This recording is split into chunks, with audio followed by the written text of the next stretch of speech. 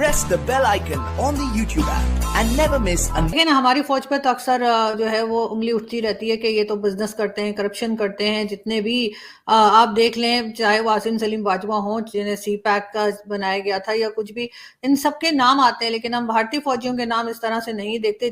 जितनी स्पीड में हमारे फौजियों ने जो है वो पैसा बनाया और उसके बाद पाकिस्तान की जो हालत है आपके सामने है, और भारत किस तरफ जा रहा है वो भी सभी को दिखाई दे रहा है। यहाँ तक कि उनका एजुकेशन सिस्टम भी हमसे कहीं बेहतर है।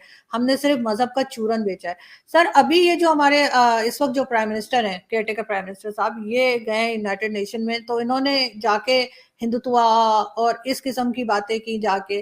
तो सर, एक कंट्री जहाँ पे 85% हिंदू हो तो वो हिंदू स्टेट क्यों नहीं कहला सकती? क्या हर्ज है इसमें? अगर हमारे पास 57 इस्लामिक कंट्रीज हो सकती हैं, हम खुद मजहब के नाम पे भारत को तोड़ सकते हैं, तो फिर तोड़ के ही बनाया ना सर, हमने जोड़ के तो नहीं बनाया, तो फिर वो क्यों?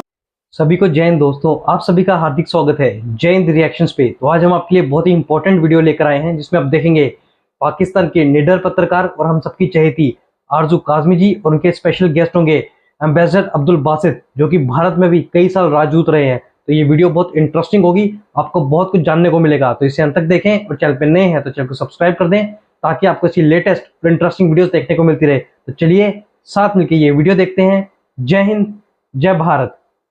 हिंदुत्व और उस पे आइडियोलॉजी पे क्यों नहीं चल सकता भारत? नहीं, बिल्कुल चले। हमारी बिल्कुल, हम कौन होते हैं उनके मामलात में बोलने वाले। अगर वो चाहते हैं कि वो हिंदू राष्ट्र बनाना चाहते हैं तो मोस्ट वेलकम। लेकिन उसका एक तरीका कार है ना, फिर अपने आइन को बदल दें, फिर डबल टॉक ना करें, डबल स्पीक ना करें कि जी हम तो सेकुलर स्टेट हैं क्योंकि हमारे कॉन्स्टिट्यूशन में लिखा हुआ है, तो हम तो सेकुलर स्टेट हैं।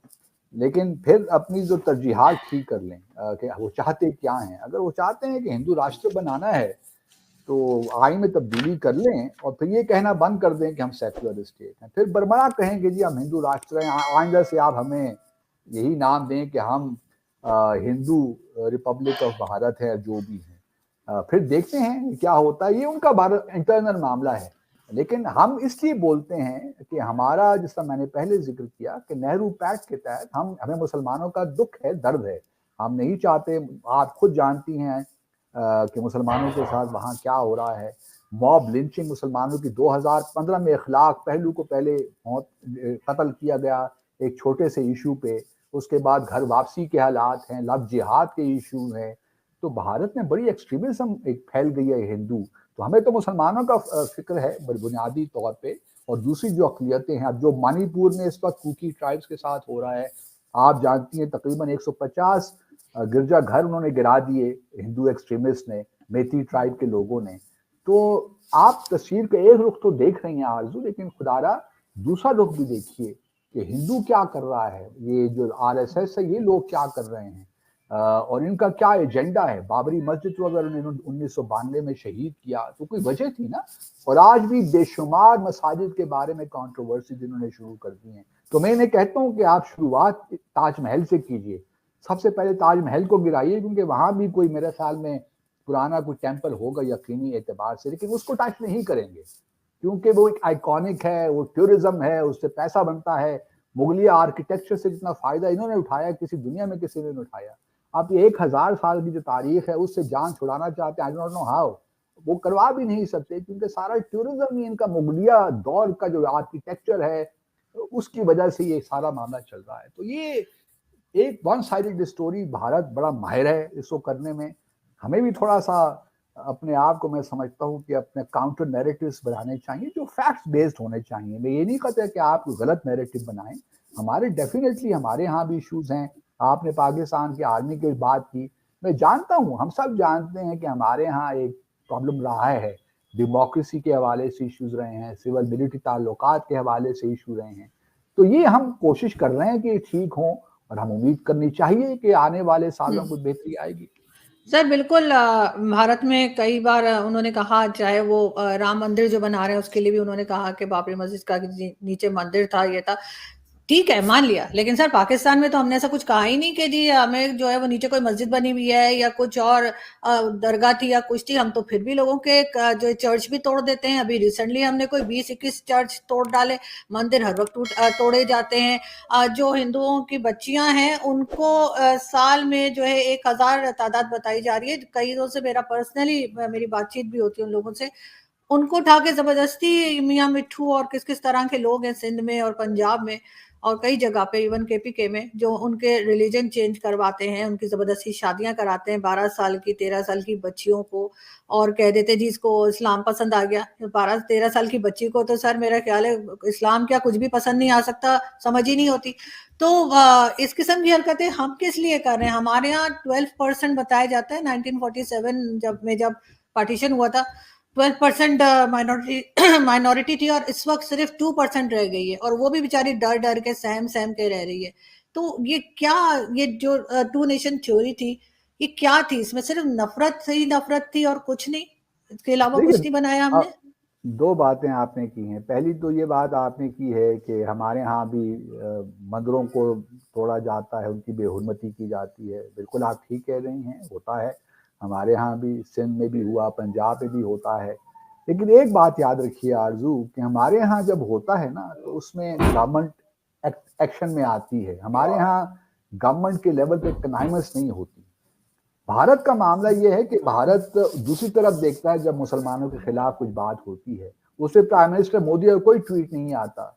बाकी सारी चीजों पे वो ट्वीट करते रहते हैं, पोस्ट करते रहते हैं, अब चूंकि एक्स हो गया है। लेकिन क्वेश्चन ये है कि हमारे यहाँ अगर कोई ऐसा काम होता है तो इंडिविजुअल लेवल पे होता है, लोगों की लेवल पे होता है, उसमें गवर्नमेंट इन्वॉल्व नहीं होती।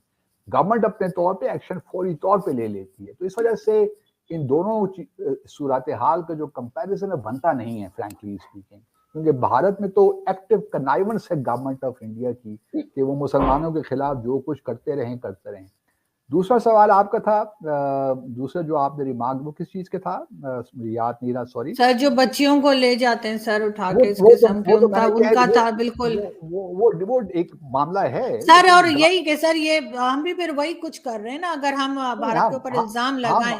हम वो नहीं कर रहे। ये एक इंडिविजुअल मामला है, उसमें हुकूमत पाकिस्तान, जो भी हुकूमत हो, वो एक्शन लेने की कोशिश करती है, कनाइमस नहीं होती, सर कब कंप्लिसिटी नहीं लिया होती। है सर, कब लिया नहीं है लेते हैं एक्शन? बहुत मैंने तो से। इनकी पिक्चर्स देखी है, मियां मिट्ठू के एक साथ देखिए ये मिसाल के इमरान तौर खान पर, भी खड़े थे, बाजवा एक साहब भी खड़े एक थे। एक एक इमाम थे, उन्होंने मुझे उनका खातून का नाम भूल गया, क्या नाम था, उस पर उन्होंने इल्जाम लगाया ब्लास्फेमी का, उनके खिलाफ एक्शन हुआ और आज वो इमाम आज भी जेल में है।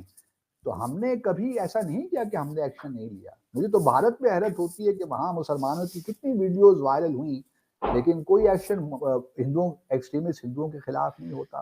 सर तो भारत हमारे में यहाँ तो रोड पे खड़े होके मुसलमान कुछ भी गवर्नमेंट को कह देते हैं, कुछ भी दूसरे रिलीजन को कह देते हैं। हमारे यहाँ किसी माइनॉरिटी वाले को इतनी हिम्मत है कि वो एक वर्ड बोल सके? कभी देखा नहीं, है आपने आरजू आरजू फिर पार्लियामेंट में भी?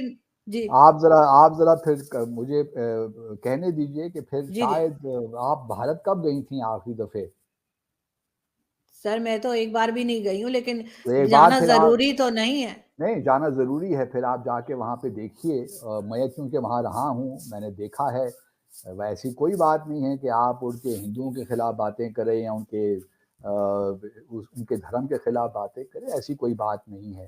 वो सर सेकुलर अवैसी होने, साहब को नहीं सुना आपने? आई थिंक वैसे अवैसी साहब साहब, कभी हिंदू धर्म को बात नहीं करेंगे, वो सर वो बीजेपी की कुछ भी गवर्नमेंट बात को। करते हैं, नहीं, गवर्नमेंट को भी मुझे कहते हैं, और मुझे उनके भाई जो हैं उन्होंने कहा था, उनके भाई ने, वैसी साहब के भाई ने, कि हमें तो पता नहीं 15 मिनट्स दे दें तो हम यहाँ पे कितने पाकिस्तान बना दें। इस किस्म की बातें यहाँ चलिए, कोई वो हिंदू कर वो सकता है क्या? नहीं, हिंदू देखिए, हिंदू अपनी लिमिट्स में रहकर सब कुछ कर सकते हैं। आप यहाँ पे रमेश कुमार हैं, वो भी पाकिस्तान को सुबह शाम तनकीद का निशाना बनाते हैं, ऐसी क्या बात है? हमारे यहाँ भी हैं, लेकिन ऑब्वियसली प्रॉब्लम्स तो ये हर मुल्क में होते हैं। ये कोई पाकिस्तान को वाहिद मुल्क नहीं है जहाँ पे इस किस्म के इश्यूज हैं। हमारे यहाँ, मैं ये नहीं कह रहा कि हमारे इश्यूज नहीं हैं या हमें उनको सॉल्व करने की जरूरत नहीं है।